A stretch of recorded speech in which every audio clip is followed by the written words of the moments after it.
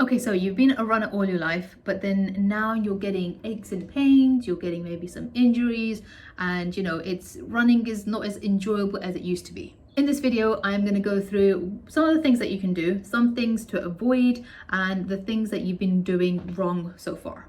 Some things you can do, or some things to look at, to reflect right now is, are you doing a warm-up?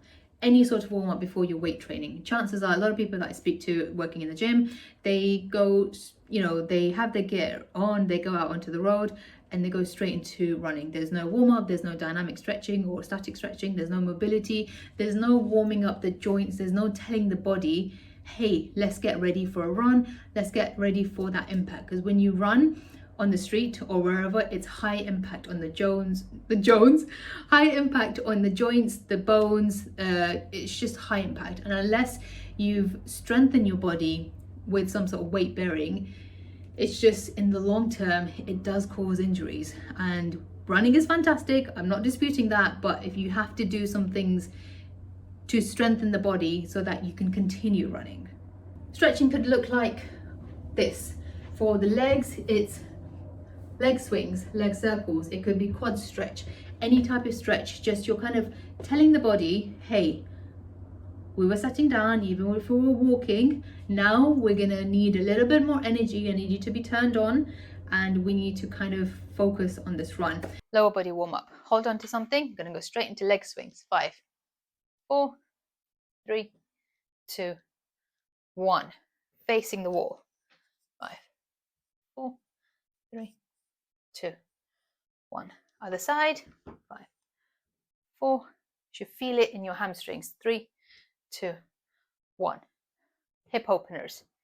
In, out, down. 5. Breathe.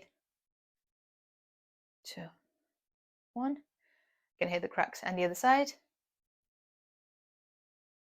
3, 2. You could also look at, what kind of shoes are you wearing? You could look at the injuries that you're getting. Where are you getting them? When are you getting them? Are you getting them after a run? Are you getting them kind of, is it unrelated to running? If you're getting running related injuries, it could be that your joints and your bones and your muscles are crying out and they're saying, we need attention, we need a little bit more TLC, which means you have to kind of strengthen them slowly, gradually, nothing crazy. I'm not talking about jumping squats, I'm talking about leg extension, leg curl, simple everyday things to keep the body primed, I guess. Let's go through some of the things that you want to avoid. So obviously you definitely do want to avoid missing out on your warm-up. You want to see maybe for some people, waking up in the morning and going straight for a run, it's too much, just because sometimes when you wake up the body's stiff, it's still waking up, and so going from sleeping to half an hour then running, maybe it's too much. You might want to avoid if you're running too much in the week. Some people do 20-30 kilometers just because they enjoy it, they love it, all the benefits. But if you find it's too much for your body, try cutting it down, and then you can always build back up. But with running injuries, if you ignore them, they keep compounding, then you get another injury, then you get a serious injury, and then that serious injury stops you from running, and then you're kind of like, hold on a second, I can't do this thing that I love. This is Daisy, she's being a little bit naughty, so she's going to be in the video. Okay, so some things that you could have been doing wrong so far is avoiding the warm-up, obviously. It could be not playing or not feeling the importance of weight training and thinking, weight training is not for you because you're doing running, you're already very fit. I can understand where that comes from. Next thing is if you're doing spinning or running for the lower body and you're doing upper body weight training. I don't really understand people that do that, because you're strengthening the upper body, but then the lower body is still getting that impact. And so you have to strengthen the hips, the knees, the ankles, just so that they stay strong.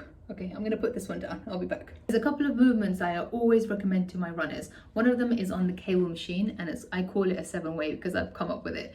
All it is, you put an ankle strap around your ankle. First, you start facing the machine and you do hamstring curl, so you're working the hamstring. Then you can, from there, you lean over a little bit, hinge forward, and you do a little bit of a kickback, so now you're using the glutes. And then you turn sideways, you're using the abductions, you're working the outer thigh. Then you turn the other way and you do hip flexor and you kick forward, that's another 2. And then you turn the other way and you do the inner thigh. And then, yeah, that's basically what, 6-7 ways. and you're doing it very lightweight. You're doing it with starting with 5 reps, 2 sets of 5 reps, building up to 3 sets of 10, and those movements I found, and people feedback back to me that those movements really make a difference with their running, because it's strengthening the hips. And when it comes to knees, I highly recommend the leg extension, unless you've been told by a doctor or health profession to avoid those two things. Those two are always recommended. So on the cable, on the leg extension, it's super lightweight. You do single leg, you do very slowly, so 3 seconds extension, 1 second hold, 3 seconds down. So single leg 10 reps, the other leg 10 reps, and then the last 2 reps, last 2 sets, you can do both legs. You always want to start with a weaker leg, move on to the stronger leg. If you made it to the end of this video, I have a little thank you present for you. So if you click on the link below, it's going to have the exact 2 exercises that I was talking about today. It's going to go through how to do them properly, so you can use them for your running, or you can just use them to strengthen your legs. That's it. That's the end of the video. I hope you found that super helpful. So again, this video is all about strength training for runners. If you have any questions, let me know in the comments below. And in the meantime, eat your cake, do your curls, and watch this video next. Peace.